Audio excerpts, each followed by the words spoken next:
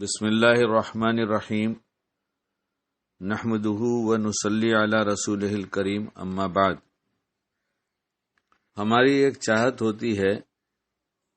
اور وہ چاہت یہ ہے کہ ہر نعمت ملے، لیکن جس وقت جس کی زیادہ ضرورت سمجھ میں آتی ہے اس وقت اس چاہت کو الفاظ کے ذریعے اللہ کے حضور پیش کر کے ہم مانگتے ہیں کہ اللہ تعالی ہمیں یہ نعمت دے دیجئے، ہماری بہت ضرورت کی چیز ہے۔ اور جب وہ نعمت مل جاتی ہے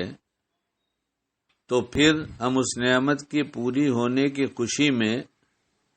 اس نعمت کے ساتھ اور کیا کیا چیز سوچنے کی ہے سب بھول جاتے ہیں۔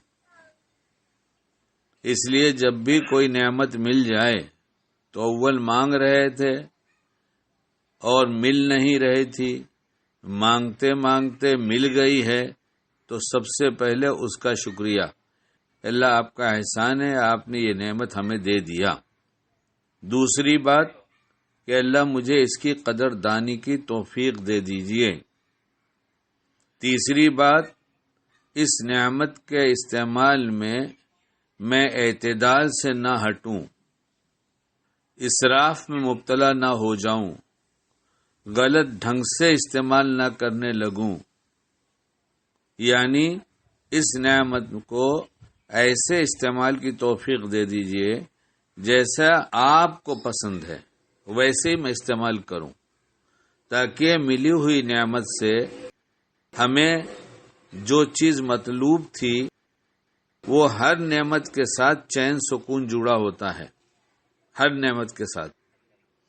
اس لیے ہمیں تو اس نعمت کے ساتھ چین سکون بھی عطا فرمائیے اور اس کے صحیح استعمال کی توفیق دیجیے،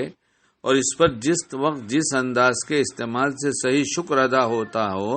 اس کی بھی توفیق دے دیجیے۔ اگر ہم یہ کرنے لگے اور یہی ہمارا شیوا بن گیا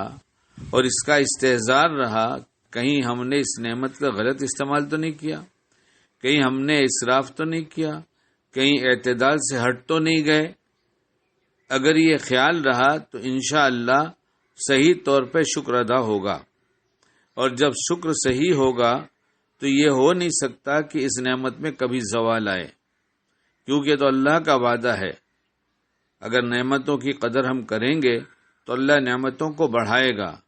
پھر ہمارے جیسا بڑھانا نہیں ہے، ہماری تو ایک حیثیت ہی کیا ہے جو ہم کسی کو دے کر بڑھا دیں گے اس کی نعمتوں کو، ہم تو دے بھی نہیں پائیں گے اور دے دیں گے تو بہت تھوڑا سا دیں گے، کیوں ہماری حیثیت ہی چھوٹی سی ہے۔ اللہ بہت بڑا ہے، اس کے خزانے میں کچھ کمی نہیں ہے، وہ تو کتنا بڑھائے گا کیسے بڑھائے گا وہ تو وہ جانتا ہے۔ لیکن ایک عجیب مہربانی اللہ نے کیا ہے تمام مہربانیوں کے ساتھ کہ جن نعمتوں کو دیتا ہے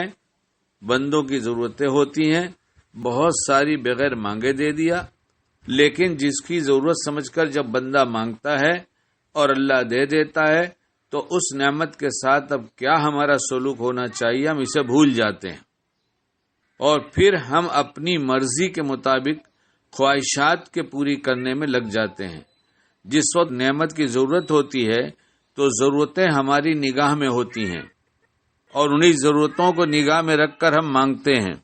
لیکن جب نعمت مل جاتی ہے تو ہم ضرورتوں سے ہٹ کر اور آگے بڑھ کر خواہشات میں لگ جاتے ہیں، اور پھر شیطان کھینچ کر ایسی جگہ لے جاتا ہے کہ اس نعمت کے استعمال میں اعتدال سے ہٹ جائے، اسراف ہونے لگے، غلط استعمال ہونے لگے، بیجا خرچ ہونے لگے، تو پھر یہ نعمت شیطان چاہتا ہے کہ بالکل باقی نہ رہے، وہ ادھر کھینچ کے لے جاتا ہے، ہم ادھر توجہ نہیں کرتے، اور یہ توجہ اس وقت ہوگی جب کہ ہمیں ملی اسی وقت اس کے ساتھ ہماری دعائیں شامل ہو جائیں اور ہمارے وہ اچھے جذبات اور دعائیں جو میں نے پہلے عرض کیا وہ شامل ہو جائیں، انشاءاللہ کبھی نعمت کم بھی نہیں ہوگی اور نعمت کے ساتھ ساتھ چین سکون بھی آئے گا۔ اللہ نعمتوں کے بارے میں ہمیں صحیح سمجھ عطا فرمائے۔